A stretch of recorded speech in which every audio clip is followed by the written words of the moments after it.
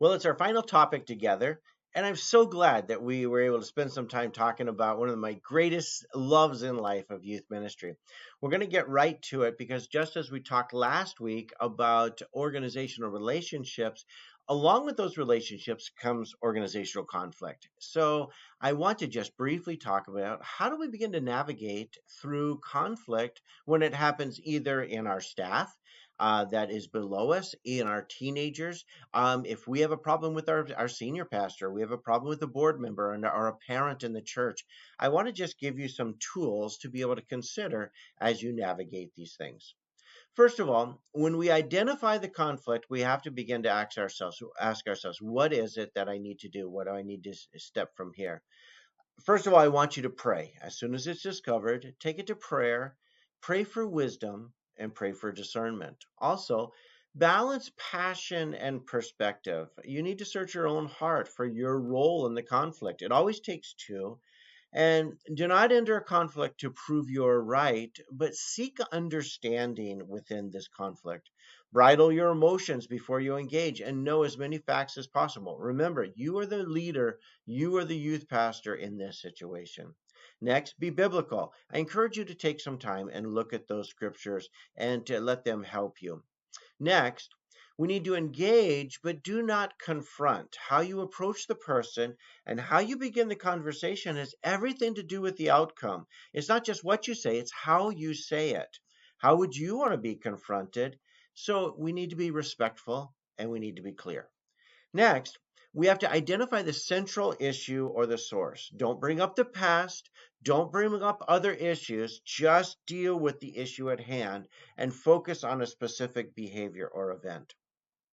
After that, we need to respect with good communication. Find a mutually safe place to talk.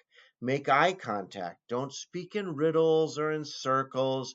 Be prepared to express yourself simply and kindly, even if your heart's been hurt, even if they are not being kind to you. We need to be kind back to them.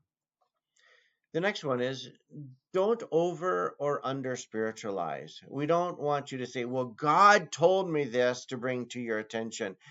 What you do is you put God on your team against them.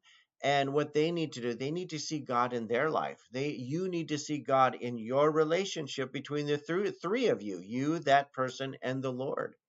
Remember that all conflict is spiritual battles. And again, there's a couple verses that I'd like you to look up in some other time and to help to affirm this within your life. The next one is truly listen to their perspective. It's not just about getting your point across.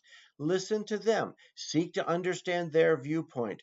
Don't defend, but try to ask questions to hear their heart, to hear their hurt, and to hear their story, because it might be very different than your perspective on a situation. So, this is not a time to offer solutions or even address behavior. Just listen, just listen, just listen, and let them share their heart. Next, repeat what you're hearing back to them. Make sure that you both have a clear understanding of what the problem is. Sometimes your view of the problem is very different from what their view of the problem is. You need to seek understanding to say, okay, this is the central issue that we're dealing with here. It's not about what your perspective or my perspective is. What is the central issue here? And when you repeat what you heard, it may not be what they actually meant. So we have to work on clarity. We have to clarify what the issue is because all this is glorifying to God. That's the point of all this anyway.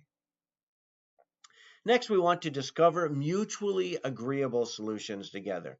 Gather a consensus of behavior, action, or relationship. Give them ownership of the solution as well as the problem.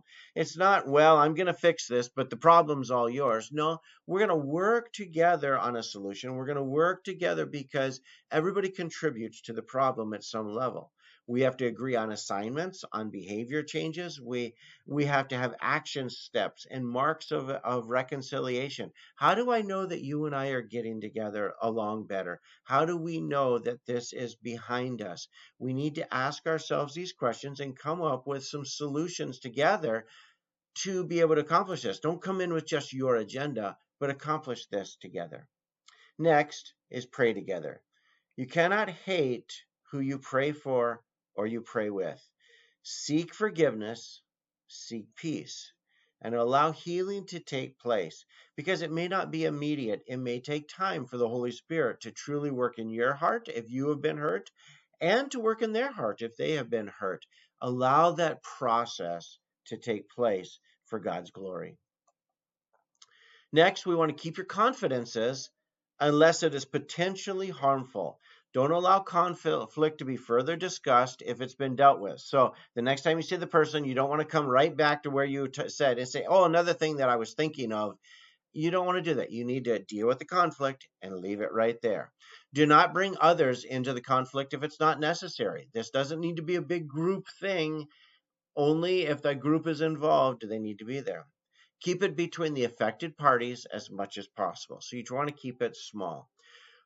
When do we broaden the circle of conflict? We need to ask that for ourselves. Do we need to involve our senior pastor? Do we need to involve another party in this to make sure that we have dealt with the conflict effectively? The next one is to evaluate progress and reconciliation. You may have to begin all over again. You might get to that point you say, okay, we need to go back to the central issue again. We need to evaluate whether restoration is actually occurring. Is there an ongoing awkwardness? Am I hearing the other party is talking to others and causing dissent in the background? And the most important thing is, are we living under lordship? I want to thank you for taking this class. I want to thank you for the privilege that I have to be able to spend just a few moments with you as we explore how God is going to use us in leadership. I want you to do the best you can before God. Our teenagers are worth it.